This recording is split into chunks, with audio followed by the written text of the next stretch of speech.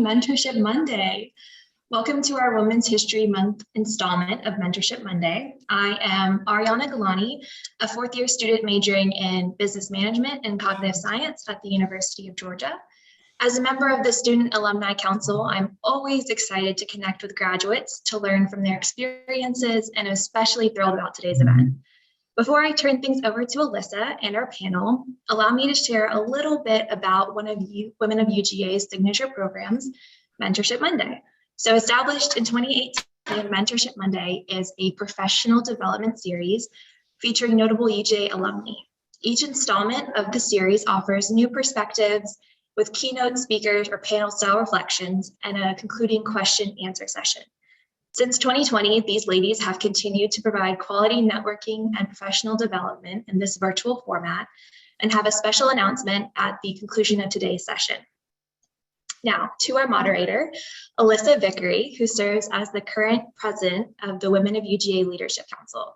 In her professional life, Alyssa is the Chief Accounting Officer at FleetCor Technologies. She joined FleetCor in April of 2011 and serves as the company's Senior Vice President of Accounting and Controls, with oversight of external reporting, technical accounting, and internal audit. Prior to joining FleetCor, Alyssa held a senior position at WorldPay and spent more than 9 years in public accounting at Deloitte LLP and Arthur Andersen LLP in the audit and assurance practice. She is a certified public accountant and is a double dog with Bachelor's of Business Administration from UGA in 2000 and a Master's of Accountancy in 2001. Mentorship Monday family, Miss Alyssa Vickery, thank you for serving as our moderator. The floor is all yours. Thank you so much, Ariana. So it's great introduction. It's so wonderful to have our talented future alumni participating with us today. And I'm super excited to moderate this great conversation with our panelists. And I know you're ready to hear from them too. So let me go ahead and introduce them. Nancy Juneau is a 1982 graduate from the Mary Frances Early College of Education, who in 1997 founded Juneau Construction Company with her husband, Les. Now celebrating its 25th year in business, Juneau has become the top woman-owned general contractor in the Southeast and the second largest woman-owned firm of any type in Georgia. Juneau has grown to over $300 million in annual revenues and over 175 employees with offices in Atlanta, Miami, and Tampa. She is passionate about giving back to the community and is serving an 8-year term as the UGA Foundation Board of Trustee. Nancy is also a member of the Board of Chancellors for the Carter Center, an organization focused on waging peace, fighting disease, and building hope, founded by President Jimmy Carter. Nancy currently serves on 3 construction management advisory board councils for our collegiate partners at Georgia Tech, University of Florida, and Auburn. She also enjoys speaking on various industry panels and mentoring other women in the industry. A big thank you to Nancy for being here. Our next panelist is Hala Modelmog. Hala is the president and CEO of the Woodruff Arts Center.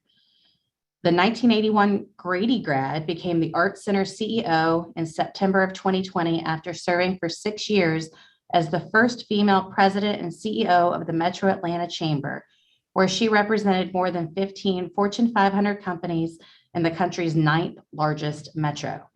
Prior to that role, Ms. Modelmog was president of the Atlanta-based Arby's Restaurant Group, which then was a division of the Wendy's Arby's Group, where she dramatically improved the company's financial performance, tripling net income. She currently serves as a director on the boards of FleetCor Technologies. I see her sometimes in my daily life, sure. Lamb Weston, and Novolix, a portfolio company of the Carlyle Group. Previously, she served as president and CEO of the Susan G. Komen for the Cure, the world's largest breast cancer organization. Under her leadership, Komen achieved its first 4-star Charity Navigator rating and record funding of research grants, with $100 million raised in 2007 for scientific grants. From 1995 to 2004, Hala served as the first woman president of an international QSR chain at Church's Chicken, leading the brand through a complete transformation. Her service in Atlanta's nonprofit community includes the Board of Trustees of Children's Healthcare of Atlanta, the Advisory Board of Georgia Tech's Scheller College of Business, hopefully I said that right, and the Board of Directors of Georgia Public Telecommunications Commission, a governor-appointed position. Big thank you to Hala for being here today. And last but certainly not least is Carol Yancey. Carol is an executive vice president and chief financial officer of Genuine Parts Company, a Fortune 200 company with approximately $19 billion in annual sales and 52,000 employees. Genuine Parts Company is engaged in the distribution of automotive and industrial replacement parts and celebrated its 94th year in business in 2021. Carol has served as executive vice president and CFO for the past 9 years. She was the first woman corporate officer and is currently the most senior woman corporate officer. In her role as EVP and CFO, Carol serves on the company's executive leadership team, capital allocation and investment committee, and cybersecurity committee. This 1985 Terry grad was also recognized by the Atlanta Business Chronicle as the public company CFO of the year in 2020. Again, thank you, Carol, for being here with us today. So welcome, ladies. So real quick, before we get into our discussion, a little housekeeping. So this will be a panel format today with the audience able to ask questions via the chat feature. I think most of us have figured out how to use that in this time of Zoom. We do have a moderator tracking the chat activity to ensure that we address your questions during the session, so please ask away. Our panelists may also be available afterwards, after the panel discussion, in our breakout rooms. So if you have time, please plan to participate because you might just see one of them in your breakout. And finally, we at the Women at UGA really do love hosting this signature Mentorship Monday speaker series.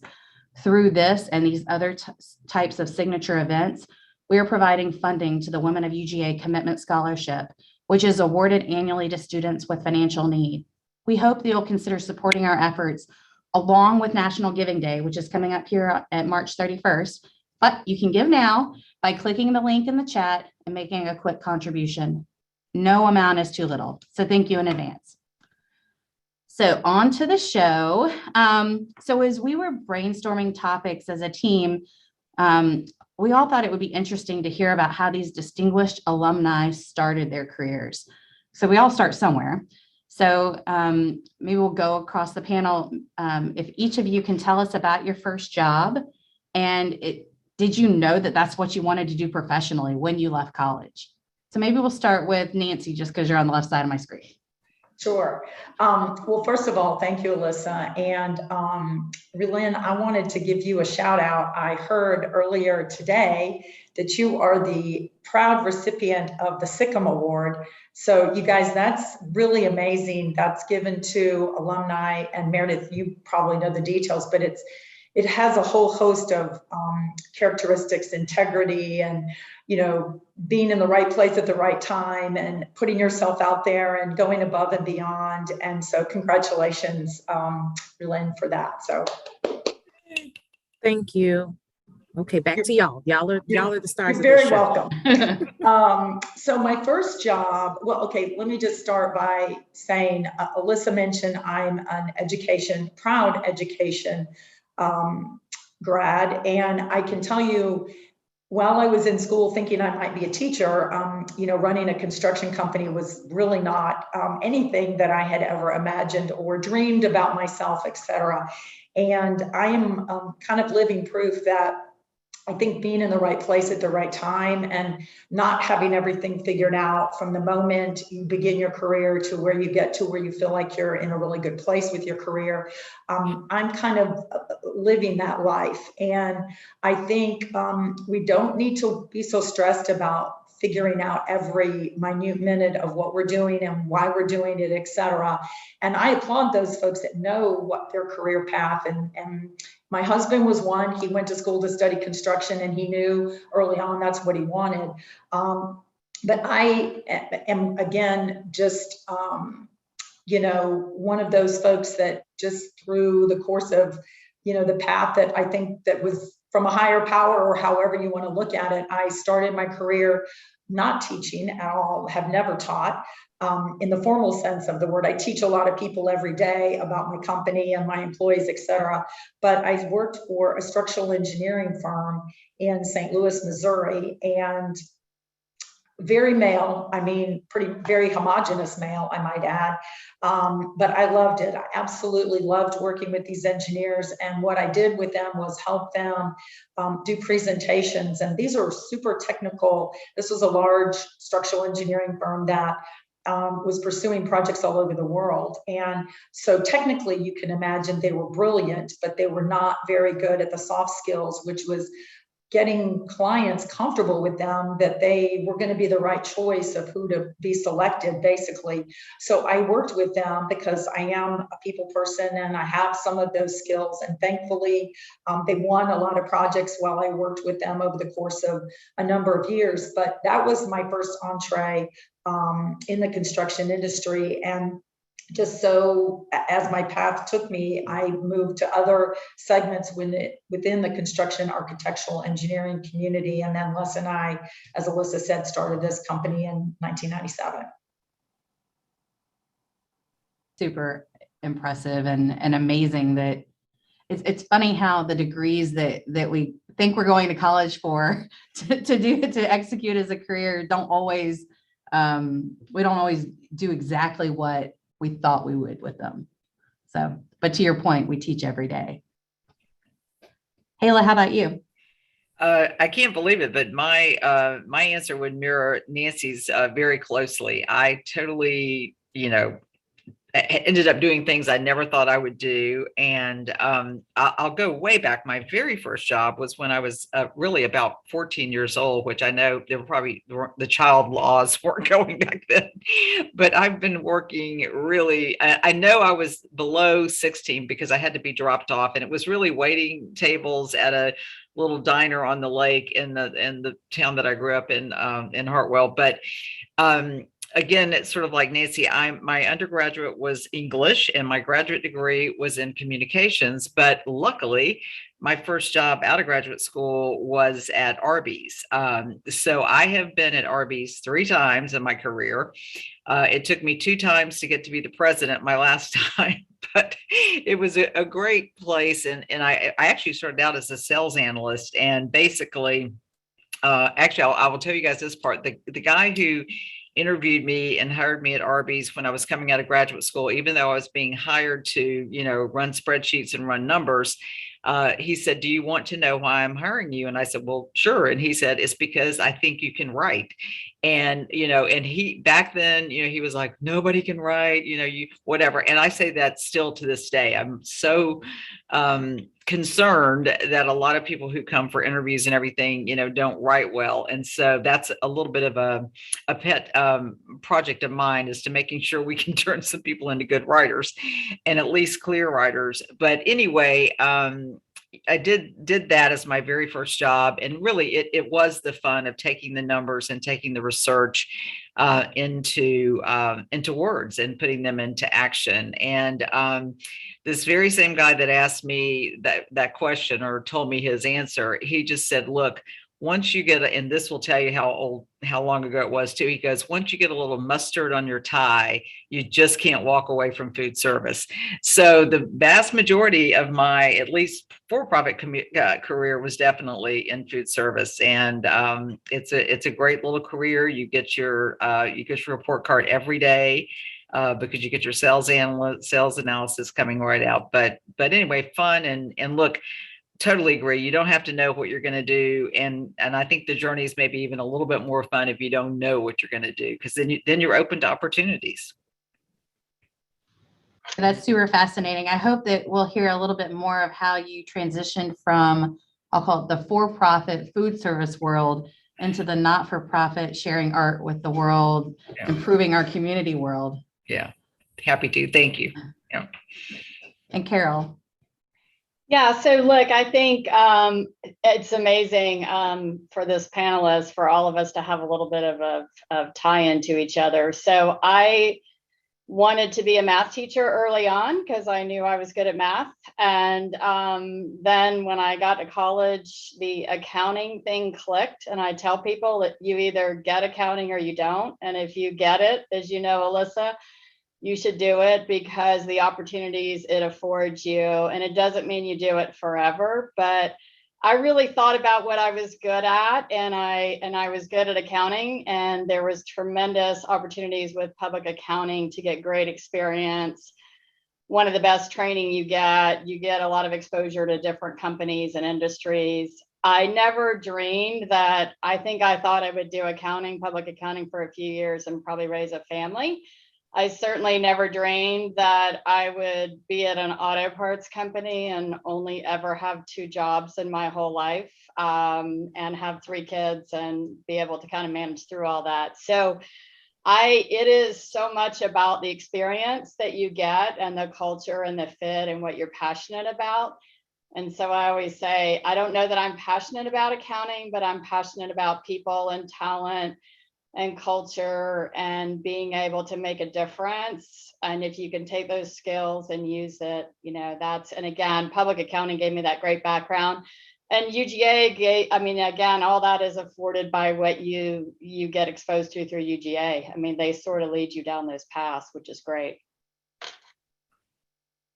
I love it. And I love the diverse background of this group. I mean, we are all across the board in terms of industries and professions. And so I would love to believe that we've got something for everybody on this mentorship session.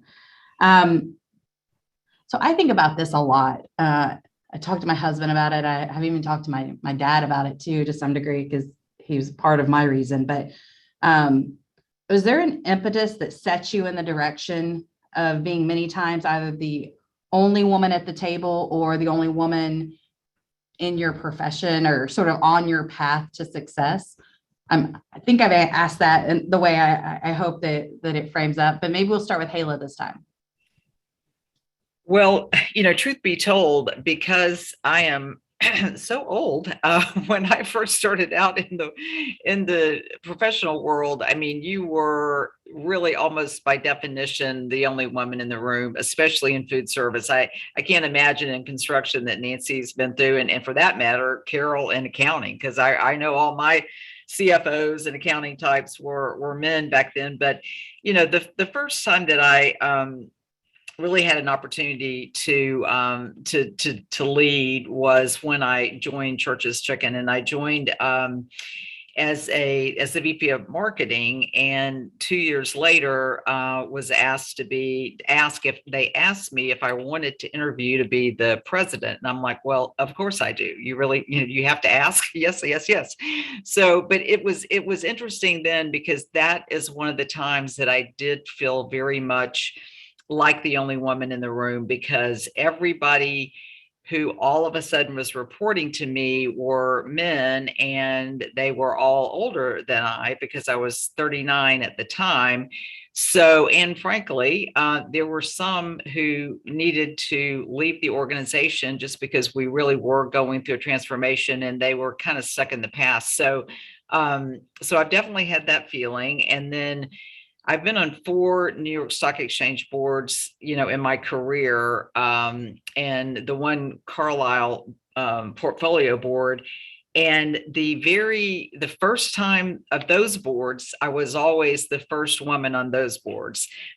Sorry to say, at FleetCor, I'm still the only woman on the board.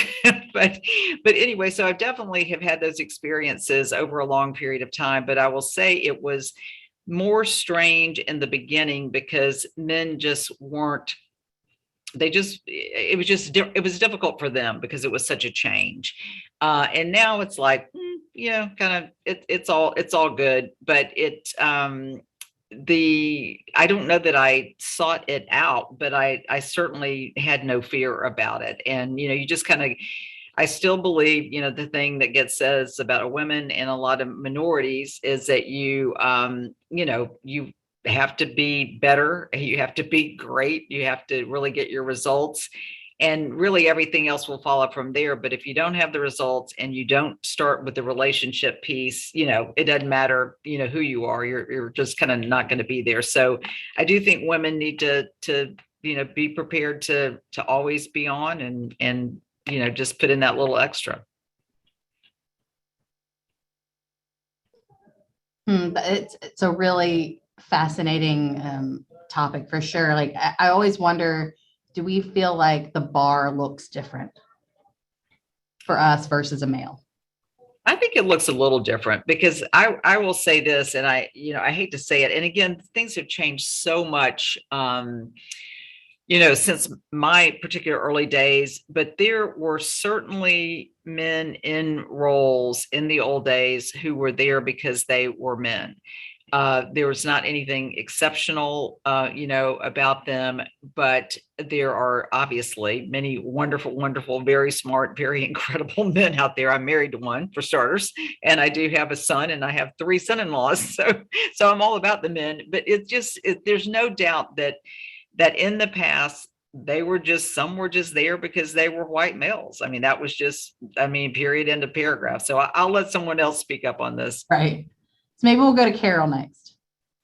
Yeah, look, I think early on, and I'm kind of like Hala, that early on it was different, and the commitments that we had, the issues that we had, maybe we felt more responsibility because ours seemed different. But I used to tell people, everybody has something in their life, the whole work-life balance. So it could be aging parents, it could be children, it could be other working spouses, it could be family members, pets, whatever. Everybody has something, and it doesn't matter male or female. And so if my schedule was different because I had to do, late afternoons, I couldn't do meetings. Somebody else couldn't do early morning meetings because they worked out in the morning. Everybody has something. So I would try to put it on par where it wasn't so much about, because I'm a mom, I have to go do this, because the guy down the hall could be coaching his son's basketball team and he's doing the same thing. And so just encouraging people to think about it that way as a person rather than the male female. And I think the other thing is we as women worry more about it, and we take that on ourselves. And I think that's one of the biggest things is know that you're doing the right thing for you and that you're sort of setting the example. And I think going back to Alyssa, when you talked about sort of being the only woman in some of these organizations or some of these roles that we're in, I think so much of it, especially as I reflect on it now, is we can all be a role model for others. You're a role model for your daughters, could be your nieces, could be your neighbors, it could be interns, it could be other alumni, neighbors, people within your company, people at not-for-profits. People look to you as mentors, they look to you as role models, they look to you as examples. So there is a little bit of, you do this because you're making a difference and that others, will look at you and you can kind of show that it can be done. So it's motivating to know that if you are in the minority, if you will, that you're also helping others know that they can do it as well. So I got to a certain point where it was like, I want to try to help anybody and everybody. And if they can and I don't have all the answers, but if I can show and talk about what I do, and then it helps others, that I think that's a big part of why we all do what we do, is to be a role model for other women. I love it. I agree. And Nancy, what was your impetus? So much to what Ayla said, I was often always early on in construction, 100% the only woman. And I have to credit my mom, because she was a single mom who raised me, and she always made me feel as if I can do anything, I can be independent. So all of those qualities that she instilled in me, I have worked hard to pass on to my daughter, who is also in my industry and works with us. And I just think if you guys approach being the only woman in the room as not to be intimidated, but just be confident. You have to have that self-confidence, but not to a point where you're a know-it-all, or because that's a super fine line, right? And being a non-technical person in a construction industry, it took me a long time, but I spent a lot of times in the field with my superintendents and walking and understanding and asking a lot of questions. So when I was in meetings, I kind of would go with the rule of thumb that if I didn't know the answer, I did not try to, bullshit my way through it. That is the worst thing you could ever do. You have to say, hey, I don't know the answer to that question, but I am going to find out. And then you sure as heck better follow up and get the answer that the gentleman across from you or next to you is asking. So, don't be over, right? But be on point, be competent, and don't take any, BS from anybody, man or woman, frankly. And that is important because, and I think you can use humor. I think it's okay. Women are really intuitive, and we need to kind of hone in on that and use those qualities if we're the only woman in the room. And I've used humor before and to lighten things up when someone thinks that I'm there to take notes or go get their coffee when I'm not. So I could have been rude, I could have been pissed, I could have said nothing, but I used humor and it helped. It helped. And everyone looked at me, and looked at him, and, then it was kind of like he apologized. So I think there's a time and a place for that. But I would say when you're the only woman in the room, don't look at that as a negative. Look at that as, you go girl, and just, embrace who you are, and, do your follow up, and, kind of just try to have that confidence and be self-assured. Those are important qualities. And I have to say, just listening to the three of you, it's so inspirational / aspirational just to hear how you speak and the confidence with which you convey your thoughts.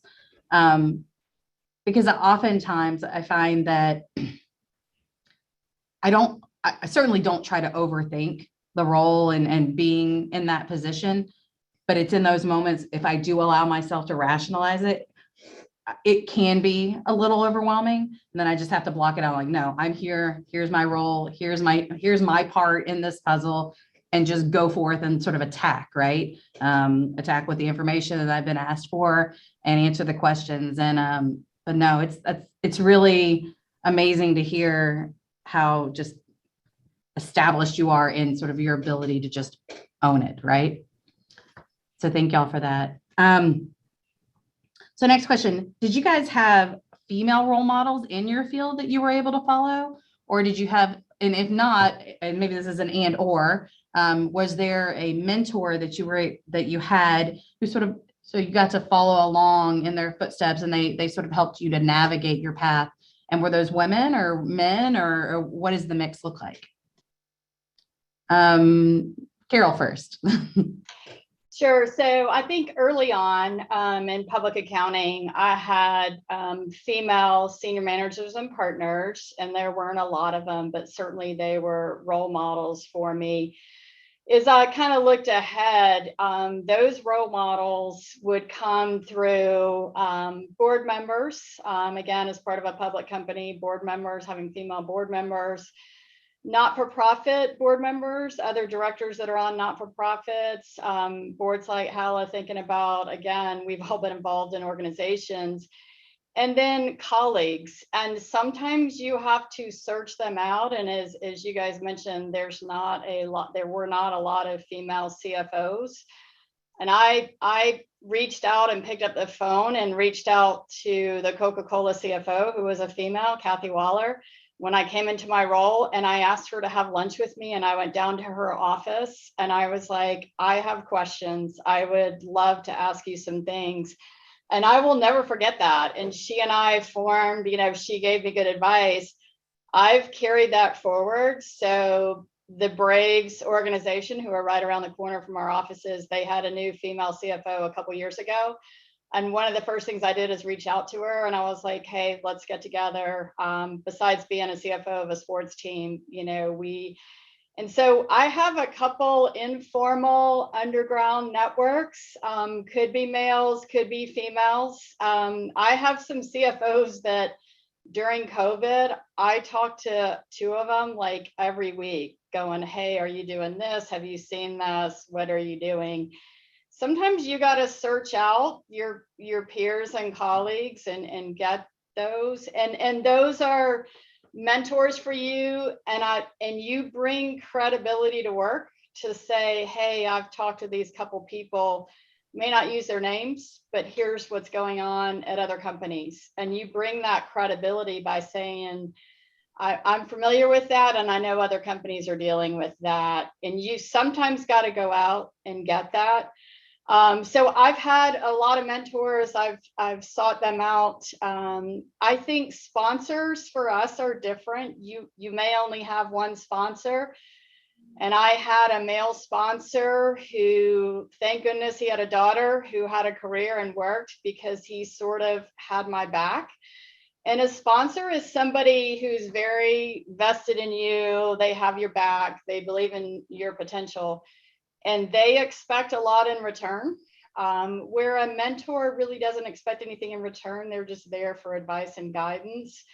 So I think it is important to think about a sponsor who is really invested in your next promotion or your future, but have your mentors. I mean, one of my best mentors is a female that works here in our company who has 2 young kids, and I go down there and vent to her we vent about our husbands, we vent about this. I mean, I find that person at work you can go vent to, and another female who has family or whatever, I mean, aging parents, whatever it is, go find that person because you need that venting. So again, those can be mentors or just friends. I love it. And I'm like mentally checking the box of those people that fulfill those roles for me sometimes. How about you, Nancy? So there were no females in construction when I was just moving back to Atlanta from Florida, unfortunately, but there were a number of females that were in senior positions with architectural firms that I knew. And so I really connected with a woman who was in Atlanta, and she was awesome. We, would get together over the phone, or when I was in Atlanta, we would connect. And she was pretty instrumental when I moved back. And this is part of, I guess, a combination of being naive when you're early in your career and you're not sure what you're worth and what you should ask for and what your salary should be. And so, the cost of living in Tampa was much less than Atlanta. And I was moving back to Atlanta and had, a couple of interviews and would talk through all of those things and particulars. And she said, well, what's your salary range? And I said, well, this is what I was honest. I said, this is what I'm making. And she said, oh my God, she was like, you need to ask for double that. And I'm like, oh, what? And I, to this day, I just remember sitting at lunch, just about to have a heart attack because I thought, there's no way I am freaking worth twice. And she said, I actually think you need to ask for this amount. And I not only asked for that amount with the final 2 folks that one was actually ironically a construction company in Atlanta, and one was a large architectural engineering firm. I took the job with the architectural engineering firm, and they both ended up paying me more than I asked by a little, not by a ton, but I would seriously, you guys would have never, ever dreamt that I was worth that. And that's just some of that generation. This was in the 80s, right? And I was not long out of school. And, I was thinking in Atlanta, the cost of living was more. So she talked to me about fundamentally what we're worth and what we need to ask for and hold up our hand, and et cetera. So I think those are important. And she was a mentor. And then being part of a construction organization over the course of years, of course, again, male dominated. I did have some male role models and mentors, but they weren't sponsors like you were talking about, Carol, which I kind of really liked, but I kind of, even to this day, there's a number of my peers in our industry. Unfortunately, most of them are male. There's a few female folks that I'll speak to about, what you're doing during COVID, or what you're doing with labor issues, or escalation of construction costs, all those kinds of things. And I know who the folks are that are comfortable talking with me about that. And then there's some owners that are like, oh, you're my competitor. Why would I ever talk to you? I want to say, because it's better for the industry, don't be a jerk. But that's, then you just don't, connect with those men and you move on. But for the most part, I feel like part of my responsibility now is 100% to give back. And, whether it's speaking on college campuses with engineers and construction women, or just my own women that work with me and my company. And I've even had competitors ask me to come and speak to their women in construction groups. And would I think that was weird? And I was like, no, I don't think that's weird. I'm very flattered. And then this was with a competitor, and she said, but you can't hire any of my women. So just know that you're here just to talk and share your story. And I'm like, okay, fine. But I do think it's important you have those connections, but it's okay to have a male for sure, in whatever, shape or form, early in your career, later, what have you. How about you, Kayla? Well, again, a lot of parallels, but yeah, when I first started in food service, there were no women who were, the CEO at that time. But that started to change pretty quickly. I mean, there've been a few real incredible success stories in the industry across. But I do agree with Carol very much on this business of a sponsor. I mean, mentors are great, but if you can get a sponsor, you are likely going to go places. And I did have a sponsor, and his name is Frank Bellotti. And he just, again, this was, I want to say 97. And he just decided that, he thought it was the right thing to do to have a woman lead churches. And he thought I was the best choice because and really it was because of my relationship, I think, with the franchisees, and I was marketing at that point. And that was kind of a big deal because in the old days in food service, it was always you were either in operations or finance. So it was about as big a shock that they got somebody from marketing as they did, a woman. But it was because our marketing had worked. I understood the P&L, and people were very excited because they always thought the marketing people didn't understand the P&L. And so we did marketing programs where the money dropped to the bottom line. So there was a lot of trust there. And so anyway, I think that's why I got that particular job. And from a mentoring standpoint, I tried to learn, and frankly, I think I did learn as much from watching people do things that I thought didn't work. I mean, you really can learn, doesn't mean that I always was up to the standard, but I would see things in the marketplace, from men and women, and probably especially men, back in the day, and just see things that don't feel right, and probably don't feel right for the rest of the group.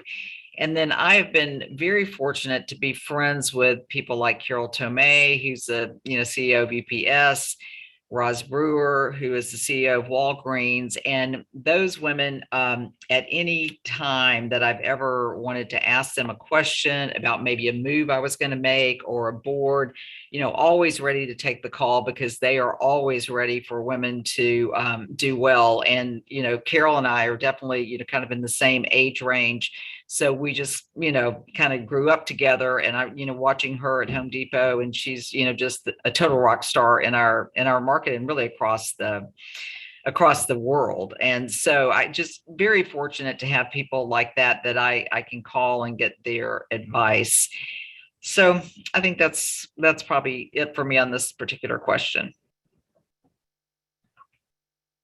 I appreciate the genuine and I'll call it vulnerable responses. As you guys were speaking, I was thinking along the way, like some of my biggest cheerleaders by default, and I think it's just because sometimes that's who's in the room, are men, and not discounting the value that they can provide and the support, honestly. And to your point, like having those individuals, and it may look different depending upon where you're working and what phase of your career you're in, but identifying those sponsors. And then, also hearing you speak about networking cross organizationally, I think that's huge. And I don't know if it's something that we just acknowledge as females, like, why wouldn't you do that? Why wouldn't I call my counterpart over at another payments company here in Atlanta? Because I know that, hey, it happens to be a female. And P.S., like, we have a good rapport. And so why wouldn't I ring her and say, hey, how are you guys treating this? Here's what we're seeing, just to have a baseline so that you don't get out of market on something where you never intended to become an outlier, right? and just having those folks that you can turn to and get that advice. I really love it. So next question is, what mistakes did you make in, maybe it's your current role or a role, and what did you learn from those mistakes over the years? Who wants to go first? I'll dealer's choice, whoever wants to speak. I mean, I'll go ahead and hit this one straight up. I think that don't feel bad when you make a mistake. You know, that's how we learn, truly. I mean, hopefully it's not a super devastating mistake or financially, you know, big mistake, but, you know, you have to own it. And for me, that's always been a little bit hard, but it's gotten easier, I guess, as I've gotten older. It's like, yeah, that's on me. I kind of messed that up. But that's good, because my people see that I, even at this day, will be like, crap, I didn't proof that. And, you know, so be it.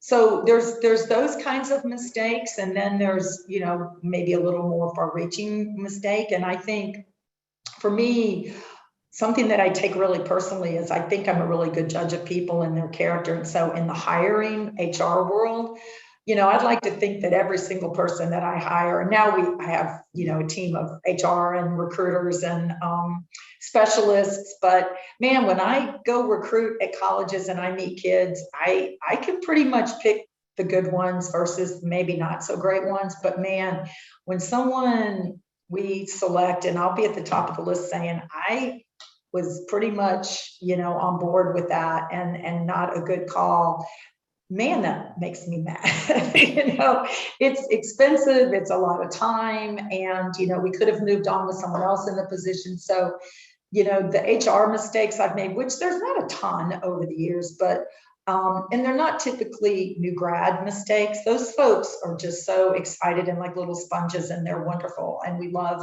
you know, the new hires we get from UGA and other construction schools, but it's more the mid-level manager who is really selling themselves and they're really not. And then, you know, today in this economy for us, as probably for everybody on the panel, you know, HR is just such in turmoil, and finding the best people and the right people and the right person on the right seat in the bus, and all of those kinds of things come into play. And, you know, we're passing on opportunities because I don't have a team that can go build it.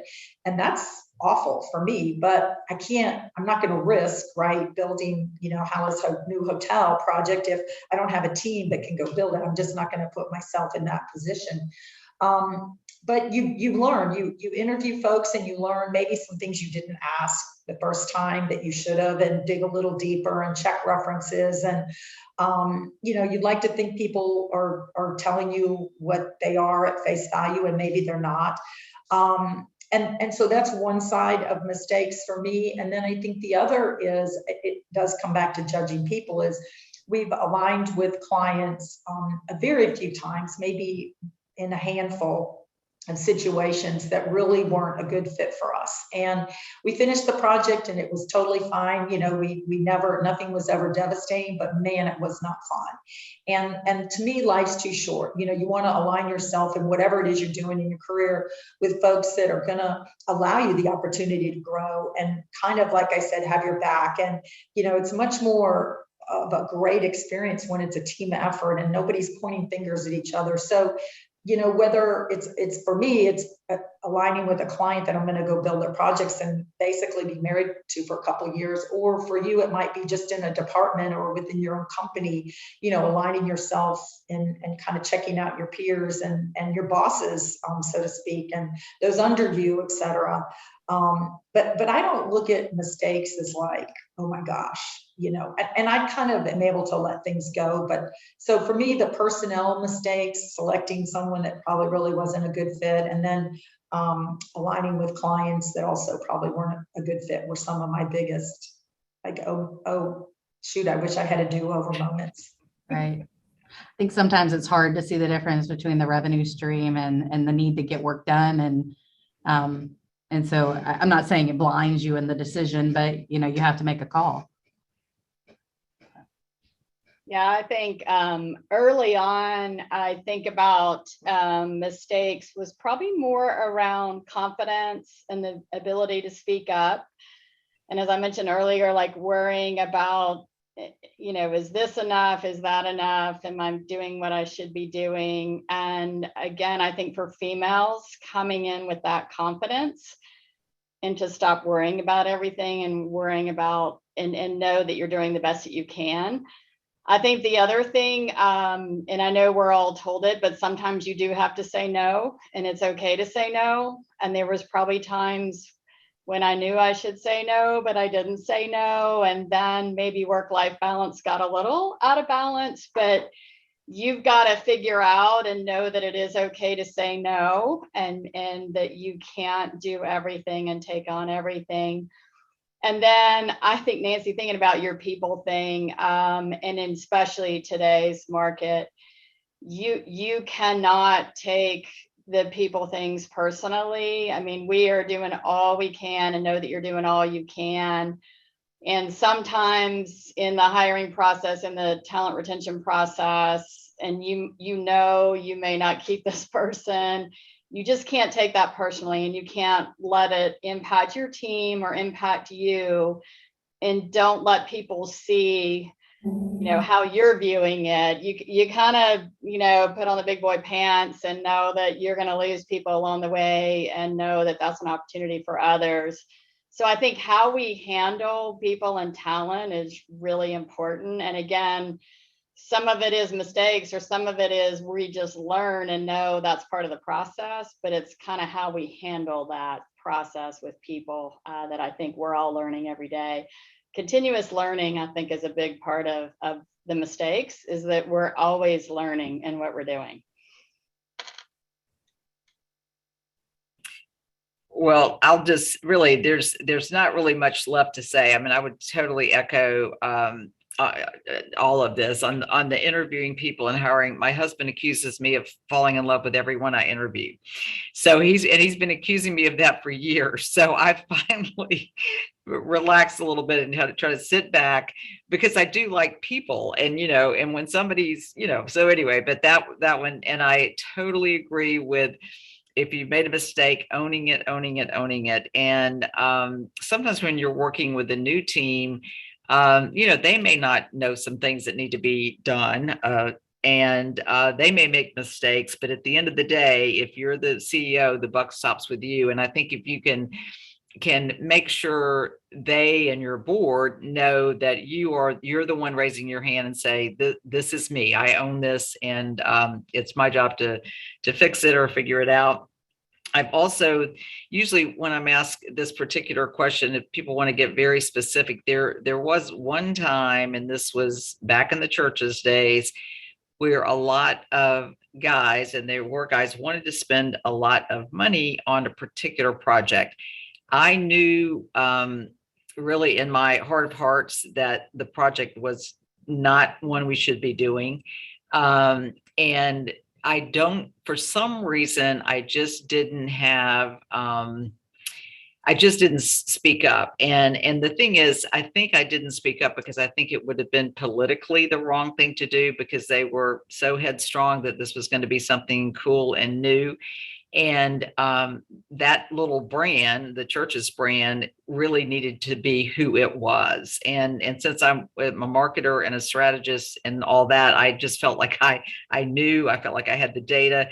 But yet they wanted to spend the money. So we did, and it didn't work. And I always look back on that and figure that if I had been a little further in my career, I think I would have said, let's not do that. So you do have to learn to speak up. And then, the trick to my success is super duper easy. I just hire an incredible team to be with me. And again, I enjoy the people, and I haven't worked any place yet that I haven't had a phenomenal team. And that's, you have to put the people first, and you got to hire a great team. And the key is, are they taking care of their people? And as you well know, it just kind of rolls down. But yeah, it's, if you make any mistake too, and I know this one is cliche, but I think we should say it. If you know someone needs to leave the organization, or if you know you need to leave that organization, don't drag it out, because it doesn't get better. And sometimes it's just not a good fit.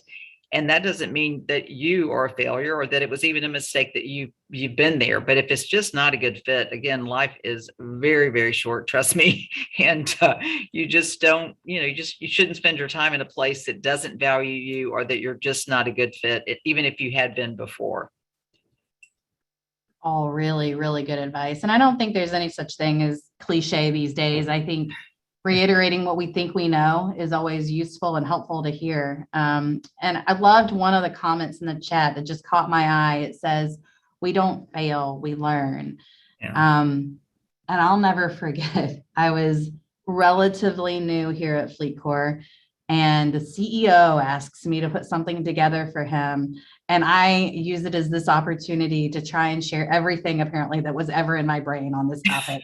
And his response was awesome. He was very, I would say, considerate. He's like, "I think you wrote down everything," and then gave me some coaching points. And so I would say it clearly stands out in my brain as it was my CEO, and this was such direct and personal feedback. But at the end of the day, I grew so much from that feedback. And so the type A in me, and I think maybe Nancy kind of said it well. She said, as I've gotten older, how I view those failures feels a little different. I would say as a type A personality, getting that initial feedback was devastating at first, and then I could see it for what it was eventually, right? And listen, growing opportunity. I would love to comment on that, because there's some data and some saying, again, that women tend to interview for their job every day. And that's exactly what you were doing. You wanted to make sure that Ron knew that you knew everything. And some men do this too. I mean, just some human beings in general. And it's something that I think I had to watch early on, even when I was the president of churches, and we were owned by private equity. We were public for a while, we were owned by private equity. And I'm telling you, when I was in front of those private equity guys, I told them everything as hard as I could go, because I knew I was afraid they were going to ask. So I just made sure I told them everything. And it's like, everybody's like, relax, I think you got this. So there is that sense. Don't interview for your job every time you make a presentation. Just get to the points and be confident about them. And it's, I certainly can identify with that syndrome. And I can also identify with getting over it, because I'm just too tired to tell you everything at this point. Fair and fair. I love it. All right. So we've gotten some really good questions in the chat. Yeah, Alyssa, I'd like to call attention to a couple of them. First off, I know mentorship and sponsorship were mentioned. So there were a couple of folks asking, can you define kind of the difference between mentorship and sponsorship?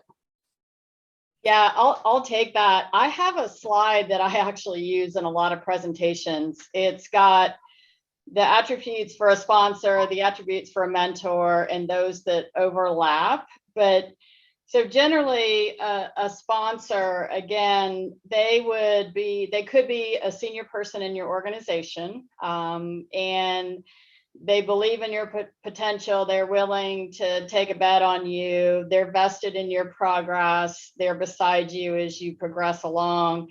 They encourage you to take risks. They have your back, and they expect in return from you high performance. And so that is, I mean, if you've got a sponsor, and we've all kind of said that, somebody that's like, I'm going to be there for you along the way, but I also expect you to perform and to be able to, give back and see that. On the other hand, a mentor, again, you may get good advice, build your confidence. It's a sounding board. They expect very little in return. A mentor is there for you along the way, but they're not as vested in your next promotion and that kind of thing. I mean, both. So sponsors act, mentors advise is kind of how we look at it. you may only have one sponsor, maybe one or two, and you may have lots of mentors. So again, it's a little bit different. I can tell you in our organization for diverse candidates, and whether it's female or African American, whatever, we think about this and their mentors, and we think about if there's a sponsor. And again, we all think about that. So I may say, I'm really vested and I'm going to sponsor this female and make sure she can be an officer of this company. And I'm going to stay with her throughout the process. She might be in a different department, maybe in a different geography. But that's how we look at it. And it is very different. You may have to go about getting a sponsor differently than you go about getting a mentor. So does that help? Yeah, no, that definitely makes sense. Here's another question from the chat. Can you ladies recommend any favorite inspiring books, podcasts, or webinars? I'm looking for something to engage me, take my career and leadership to the next level.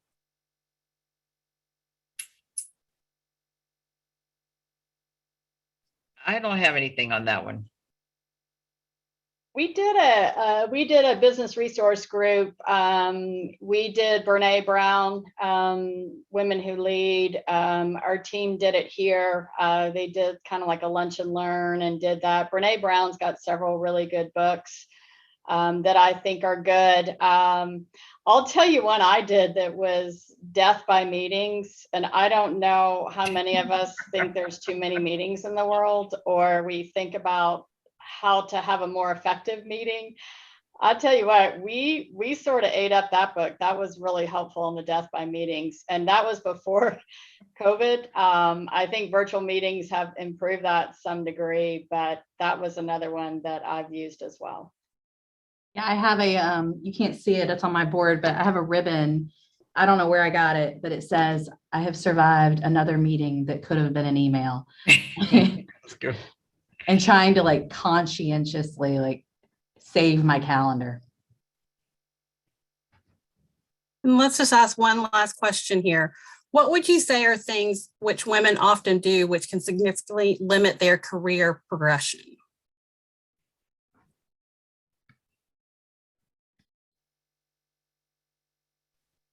So is the question, what do women say and do that could limit their Correct, career yeah. progression? Yes. Well, I don't know if there are any, fateful types of things, but the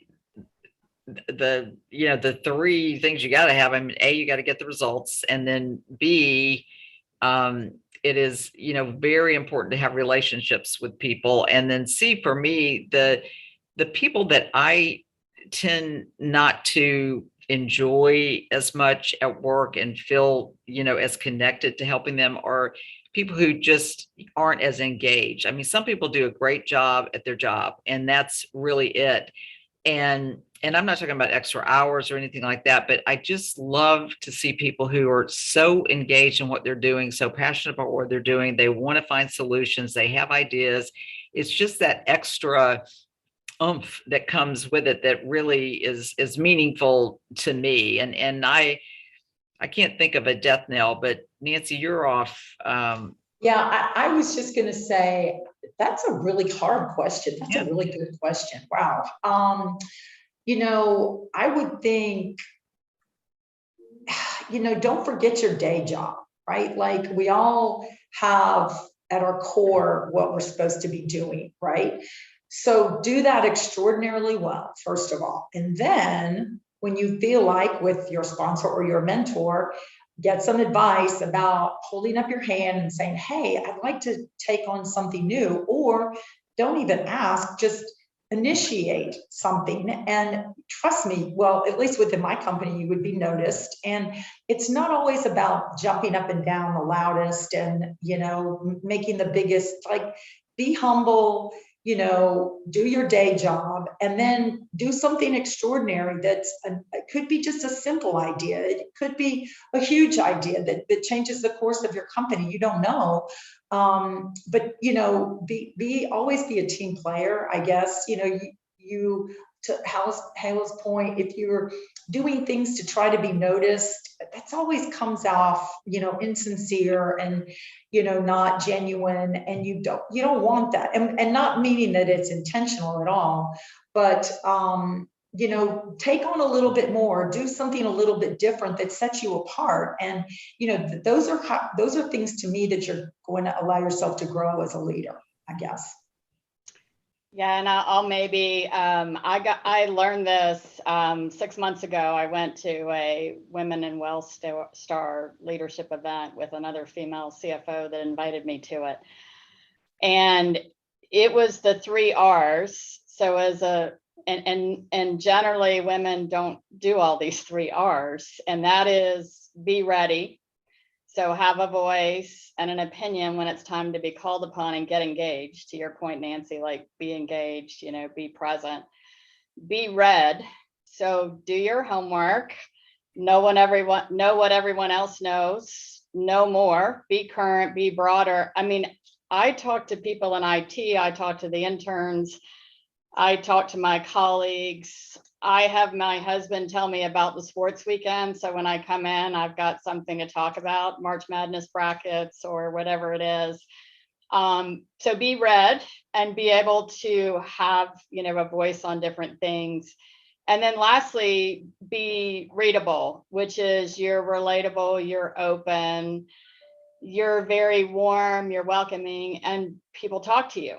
So they tell you stuff. And so I learned that, which I thought was just really good advice for women and leaders, because again, we don't always do it. I mean, excellent advice. And a big thank you to each of you for your openness and candor in this conversation. Believe it or not, our hour is up. And I think Crystal Ivy from the Women of UGA Leadership Council has a few concluding words for us. Yes. Thank you, ladies, so much. This was a wonderful session and a great way to kick off this semester for our Mentorship Monday. So thank you a ton, ladies, for taking time out of your busy schedule to come speak to us today.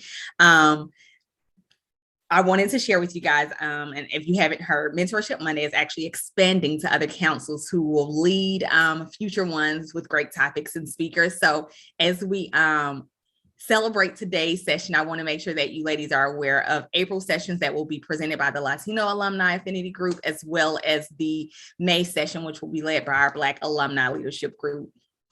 And so you just don't want to miss what's in store for you. If it's anything as amazing as today's session will be, you ladies most definitely have some good things in store for those upcoming ones.